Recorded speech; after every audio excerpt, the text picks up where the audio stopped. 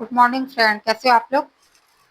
आज मैं आप लोगों के लिए हिंदी साहित्य के निर्मल वर्मा, हिंदी साहित्य से निर्मल वर्मा, ठीक है, और दुष्यंत कुमार की रचनाएं ट्रिकी वे में लेके आई हूँ। आशा है आप लोगों को ये वीडियो पसंद आएंगे।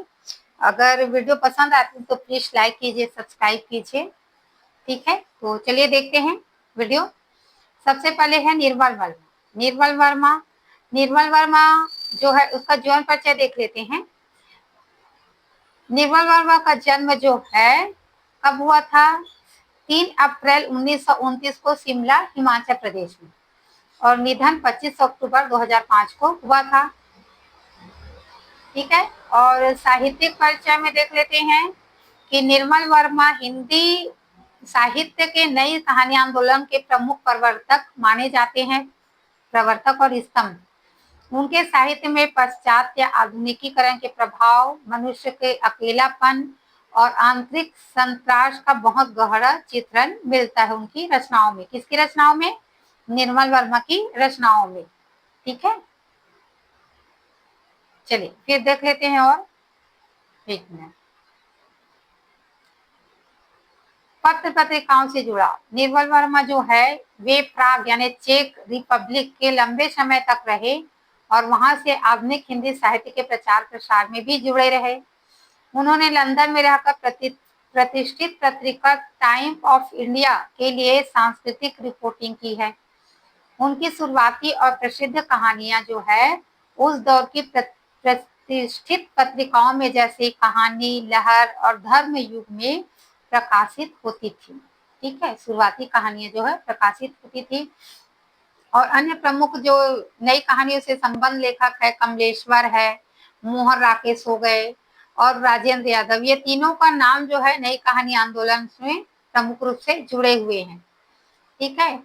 और अन्य लेखक से संबंध मनु भंडारी भी है और मार्कंडे जी है, ठीक है। चलिए देख लेते हैं।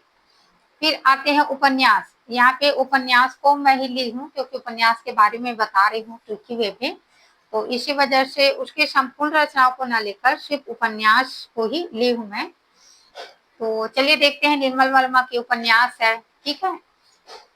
सबसे पहले कौन सा उपन्यास है? सबसे पहले है वे दिन, जो कि 1964 की रचना है और ये पहला उपन्यास है ना, प्राग की पृष्ठभूमि पर आधारित है, ठीक है। रिपब्लिक जो है उसकी प्राग जो है उस जगह का नाम है ना, उसकी पृष्ठभूमि पर आधारित है। फिर सेकंड है लाल टीन की छत है, 1974 की रचना है, ये 1964 की है ना वे दिन। और एक किशोरावस्था की मानसिक उलझने है इसमें। और एक चित्रशुक जो है 1979 की है, जो मध्यम वर्गीय जीवन का मोहभंग का वर्णन है, इसमें चित्रण किया गया है। और रात का रिपोर्टर 1989, ये आपातकाल के दौर पर आधारित है, रात का रिपोर्टर। और फिर है अंतिम अरण्य, जो कि 2000 की है रचना है, इसका अंतिम उपन्यास है, वृद्धावस्था की खोज की गई है इसमें, ऐसा है, ठीक है। तो इसकी ट्रिक देख लेते हैं, ट्रिक कैसी है, इसकी ट्रिक देख लेते हैं। क्या है ट्रिक? निर्मल को वे दिन लालटेन की छत पर एक सुख मिला है। निर्मल को वे दिन लालटेन की छत पर एक सुख मिला, वैसी जैसे रात के रिपोर्टर को अरण्य में मिला, वैसी जैसे रात के रिपोर्टर को अरण्य में मिला, ठीक है। ये ट्रिक है कि क्या है ट्रिक, एक बार और बता देती हूँ मैं। निर्मल वर्मा को वे दिन कहाँ पे? यहाँ पे है वे दिन, है ना। वे दिन लालटेन की छत पर एक सुख मिला, एक सुख यानी एक चित्र सुख को मैं एक सुख ली हूँ, एक सुख मिला, है ना। एक मिला जैसे रात के रिपोर्टर को अरण्य में मिला, रात के रिपोर्टर को अरण्य में मिला। तो ये ऐसे ट्रिक बनाई हूँ मैं, ये आशा आप लोगों को पसंद आए होंगे। फिर है दुष्यंत कुमार। दुष्यंत का देख लेते हैं जीवन परिचय। इसका जन्म 1 सितंबर 1933 को राजपुर, नवादा, बिजनौर, उत्तर प्रदेश में हुआ था, ठीक है। 1 सितंबर 1933 को राजपुर, नवादा, बिजनौर, उत्तर प्रदेश में हुआ था। और उसका निधन जो है 30 सितंबर 1975 को भोपाल एमपी में, मध्य प्रदेश में हुआ। हिंदी साहित्यिक आंदोलन, ये विधा है। दुष्यंत कुमार हिंदी कविता में नई कविता धारा से जुड़े थे, लेकिन उन्हें भारतीय साहित्य पे हिंदी गजल सम्राट के रूप में अधिक ख्याति मिली है। ये अमर हुए ऐसा बोले। उन्होंने गजल को सिर्फ प्रेम प्रसंग तक सीमित न रखकर व्यवस्था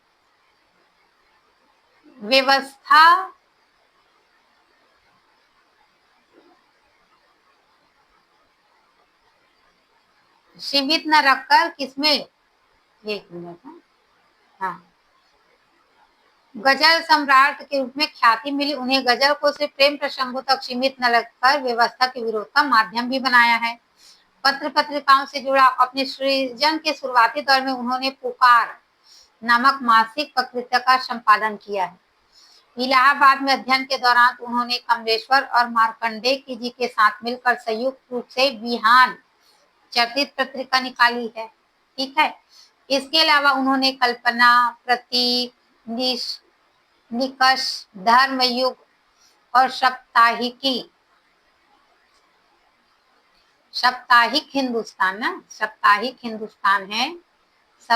हिंदुस्तान जैसी प्रतिष्ठित पत्रिकाओं को नियमित छापती थी।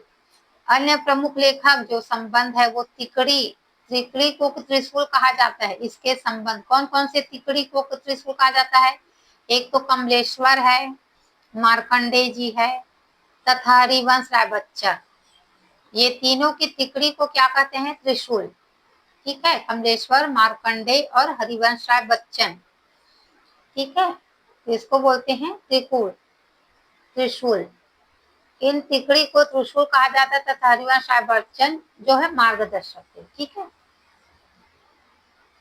फिर अब इसकी रचनाओं को ट्रिक देख लेते हैं। इसकी रचनाओं की ट्रिक, एक मिनट ना, हाँ, पहले रचनाएं देख लेते हैं, उसके बाद ट्रिक देखते हैं। रचनाएं हैं साए में धूप 1975 है, गजल संग्रह है, बहुत अच्छी गजल है और ये बहुत बार एग्जाम में पूछे हैं, जो कि 1975 की रचना है। फिर सूर्य का स्वागत है, ये भी 1957 की रचना है, नई कविता संग्रह है। आवाजों के घेरे में 1963 की है, कविता संग्रह है ये। जलते हुए वन का बसंत है, 1973 ईस्वी की रचना है, कविता संग्रह है। और एक कंठ ईसाई, ये बहुत बार पूछे गए हैं, है ना, 1963 की रचना है, मोस्ट आईएमपी है फ्रेंड, इसको देख लेना। फिर है छोटे छोटे सवाल, 1964 है, ये उपन्यास है। और आंगन में एक वृक्ष, ये भी उपन्यास है। ठीक है, उपन्यास है और ये गद्य संग्रह है। ठीक, तो अब दुष्यंत कुमार के जो रचनाएं उसको ट्रिक से कैसे देखेंगे, चलो देख लेते हैं। यहाँ पे लिखा है कि सूर्य का स्वागत करने धूप जो है आवाजों के घेरे से बाहर निकलकर वन के वसंत में आ गई। सूर्य का स्वागत करने, है ना, यहाँ पे लिखी हूं मैं, सूर्य का स्वागत करने साए में धूप जो है आवाजों के घेरे से बाहर निकलकर वन के वसंत में आ गए। सूर्य का स्वागत करने साए के धूप आवाजों के घेरे से बाहर निकलकर वन के वसंत में आ गए। ठीक है, आ गए, लेकिन एक कंठ विष पाई छोटे छोटे सवाल कर रही है आंगन के वृक्ष से। एक कंठ विष पाई छोटे छोटे सवाल कर रही है आंगन के वृक्ष से। तो ये ट्रिक है, ये यहाँ पे देख लीजिए, आंगन के वृक्ष से छोटे छोटे सवाल कर रही है। तो ये, तो आशा है आपको पसंद आए होंगे ये वीडियो। ठीक है, आप लोग एक स्क्रीनशॉट खींच सकते हैं यहाँ पे और देख सकते हैं। खासकर मैं ट्रिक ही लेके आई थी जो कि आपके एग्जाम के लिए अच्छे ही होंगे। आशा ये वीडियो आपको पसंद आए होंगे। अगर ये पसंद आए तो प्लीज लाइक कीजिए, सब्सक्राइब कीजिए, ताकि और मैं ऐसी वीडियो लेके आती रहूं। ठीक है, तो चलिए मिलते हैं तब तक नेक्स्ट वीडियो में। तब तक के लिए धन्यवाद, थैंक यू।